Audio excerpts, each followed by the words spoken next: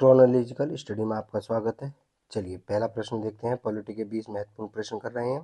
पहला प्रश्न है, भारत के लिए संविधान की रचना हेतु संविधान सभा का विचार निम्नलिखित में से किसने प्रस्तुत किया था? तो इसका उत्तर होगा ए। सर्वप्रथम जो है स्वराज पार्टी ने 1933 में किया था। एम.एन. रॉय ने विचार दिया था। दूसरा प्रश्न है कि स्वतंत्रता के पूर्व के दिनों में प्रारंभ में किसने निर्वात्री सभा का विचार प्रस्तुत किया था? उत्तर है ए, एम.एन. रॉय। अगले प्रश्न पर आते हैं। एक निर्वाचित संविधान सभा द्वारा भारत के संविधान का निर्माण करने का जो प्रस्ताव किया गया था वो किसके द्वारा गया था? इसका उत्तर सी, क्रिस्प मिशन जो था उसने किया था 1942 में। ठीक है, अगले प्रश्न पर हम आते हैं। अगला प्रश्न है हमारा, कैबिनेट मिशन योजना के अंतर्गत संविधान निर्मात्री परिषद में प्रत्येक प्रांत को आवंटित सदस्य संख्या निर्धारित करने के लिए एक प्रतिनिधि कितनी जनसंख्या के अनुपात में थी? तो ये 10 लाख प्रति व्यक्ति के अनुपात में थी। चलिए अगला प्रश्न देखते हैं। इन व्यक्तियों में से कौन कैबिनेट मिशन का सदस्य नहीं था? तो इसमें विलियम हुड नहीं थे। ये 3 पैथिक लॉरेंस थे, ए.बी. अलेक्जेंडर थे, स्टेफोर्ड क्रिस्प थे। ये 1946 में ये मिशन जो है भारत पहुंचा था। ठीक है, और इसमें ये जो अलेक्जेंडर थे ये ब्रिटिश नौसेना के मंत्री थे। ब्रिटिश नौसेना के मंत्री थे। चलिए अगला प्रश्न देखते हैं।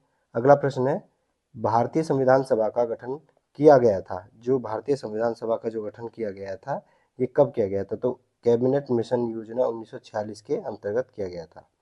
अगला प्रश्न पे आते हैं। 1946 में निर्मित अंतरिम सरकार में कार्यपालिका परिषद के उपसभापति थे।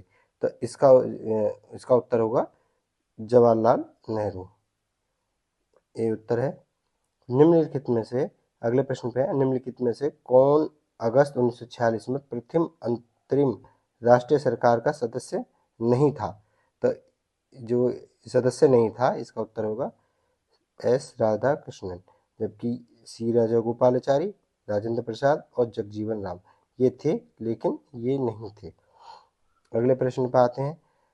हमारा अगला प्रश्न है, विविल योजना के अनुसार कार्यकारी परिषद में हिंदू और मुसलमान सदस्यों की संख्या समान होती थी और कथन है, इसका कारण वेवेल का विचार था कि ऐसी व्यवस्था से भारत का बंटवारा बच सकता है। तो इसका उत्तर होगा सी, कथन सही है लेकिन इसका कारण जो है वो गलत है। अगले प्रश्न पे आते हैं। निम्नलिखित में से कौन सा कथन संविधान सभा के लिए सत्य है? तो इस प्रश्न का उत्तर है, कथन पढ़ते हैं पहले। पहला कथन है, वह वयस्क मताधिकार पर आधारित थी, वह प्रत्यक्ष निर्वाचन का परिणाम थी, वह बहुदलीय निकाय थी और उसने अनेक समितियों के माध्यम से कार्य किया गया था। तो इसमें चौथा तो सही है और तीसरा सही है, लेकिन ये वयस्क मताधिकार पर नहीं जो थी वयस्क मताधिकार नहीं थी।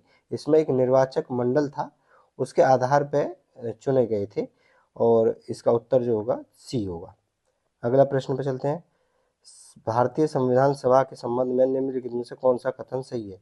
तो यह कथन है, यह वयस्क मताधिकार पर, ये प्रश्न वापस वही, अच्छा प्रश्न दूसरा है, यह वयस्क मताधिकार पर आधारित नहीं है, यह प्रत्यक्ष निर्वाचन का परिणाम थी, यह बहुदलीय संरचना नहीं है, और डी है, यह कई समितियों के माध्यम से कार्यरत थी।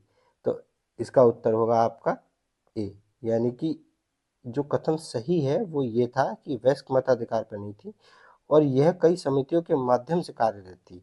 तो ये हमारे ए और डी जो है उत्तर दो सही हैं, ये हमारे जो है गलत है, बी और सी। अगले प्रश्न पर आते हैं। निम्नलिखित में से संविधान सभा के बारे में गलत कथन कौन सा है? तो इसमें से गलत कथन हमें छांटना है।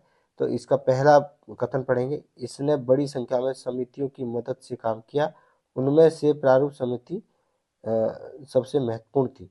बिल्कुल सही बात है, ये पहला कथन सही है। दूसरा, अल्पसंख्यक समुदाय जैसे ईसाई, एंग्लो इंडियन, पारसियों को सभी में पर्याप्त प्रतिनिधित्व दिया था, ये भी सही है।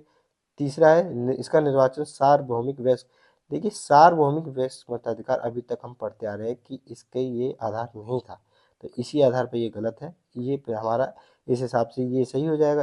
इसकी चुनाव प्रक्रिया 1935 के अधिनियम के 6वीं अनुसूची पर आधारित थी और कर संपत्ति और शैक्षणिक योग्यता के कारण मताधिकार सीमित था। बिल्कुल ये सही है।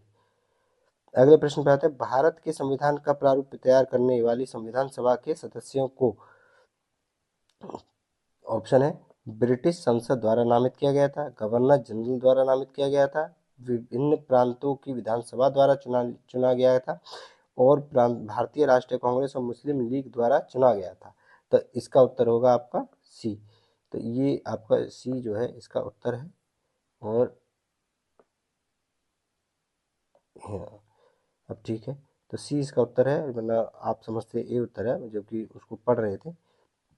अगला प्रश्न है, भारतीय इतिहास के संदर्भ में प्रांतों से संविधान सभा के सदस्य थे। अब इसमें ऑप्शन पढ़ेंगे। इस पहला ऑप्शन है कि उन प्रांतों के लोगों द्वारा सीधे निर्वाचित हुए थे। अगला है अ, भारतीय राष्ट्रीय कांग्रेस तथा मुस्लिम लीग द्वारा नामित हुए थे। प्रांतीय संविधान सभा द्वारा निर्वाचित हुए थे। तो इसमें ये कहना चाह रहा है, तो प्रांतों से संविधान सभा के जो सदस्य हुए थे वो कैसे आए थे। तो पहला ऑप्शन है प्रांतों के लोगों द्वारा सीधे निर्वाचित हुए थे, तो ऐसा बिल्कुल भी नहीं है, ये गलत है। अगला है भारतीय राष्ट्रीय कांग्रेस तथा मुस्लिम लीग द्वारा नामित, ऐसा भी नहीं है, ये प्रांतीय विधानसभा द्वारा निर्वाचित हुए थे। तो हमारा उत्तर होगा सी। तो अगले प्रश्न पे आते हैं हम, संविधान सभा में सदस्यों का चुनाव कैसे हुआ था। तो संविधान सभा में जो सदस्यों का चुनाव हुआ था, ये ऑप्शन में आप देखेंगे, पहला ऑप्शन है सीधे जनता द्वारा हुआ था, बिल्कुल गलत है। भारतीय राष्ट्रीय कांग्रेस के नामांकन नहीं, भारतीय राज्यों के शासकों के नामांकन से हुआ था, बिल्कुल नहीं, प्रांतीय सभा द्वारा, ये हमारा उत्तर है। तो ए बी सी तीनों गलत है। अगला प्रश्न है, संविधान सभा के चुने हुए स्थायी अध्यक्ष कौन थे। स्थायी अध्यक्ष कौन थे ये हमसे पूछा है, और स्थायी अध्यक्ष थे हमारे डॉक्टर राजेंद्र प्रसाद साहब, और अस्थायी सदस्य कौन से थे, ये अगर आपसे अस्थायी पूछा जाए तो हमारा उत्तर होगा बी। लेकिन अभी इसमें उत्तर सी है। प्रथम बैठक की अध्यक्षता किसने की थी, ये प्रश्न जो है इसमें हमारे सी सच्चिदानंद सिन्हा जी ने इसकी प्रथम बैठक जो है अध्यक्षता की थी बैठक की। अब अगला प्रश्न है, भारतीय संविधान सभा के उद्घाटन अधिवेशन की अध्यक्षता किसने, उद्घाटन जो हुआ था वो प्रथम बैठक ही थी। तो इसके आधार पर इस तरह इस प्रश्न का उत्तर होगा बी, डॉक्टर सच्चिदानंद सिन्हा। अगले प्रश्न पे आते हैं, भारत की संविधान निर्मात्री सभा के अध्यक्ष कौन थे। तो भारत की संविधान जो निर्मात्री सभा थी इसके अध्यक्ष कौन थे, राजेंद्र प्रसाद। अगले प्रश्न में स्वतंत्र भारत की संविधान सभा के अध्यक्ष कौन थे।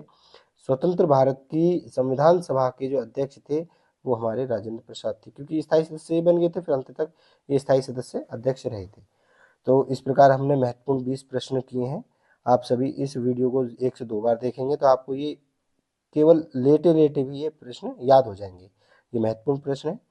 तो अगले 20 प्रश्नों को हम करेंगे अगली वीडियो में। अभी सबके लिए धन्यवाद देखने के लिए। नमस्कार।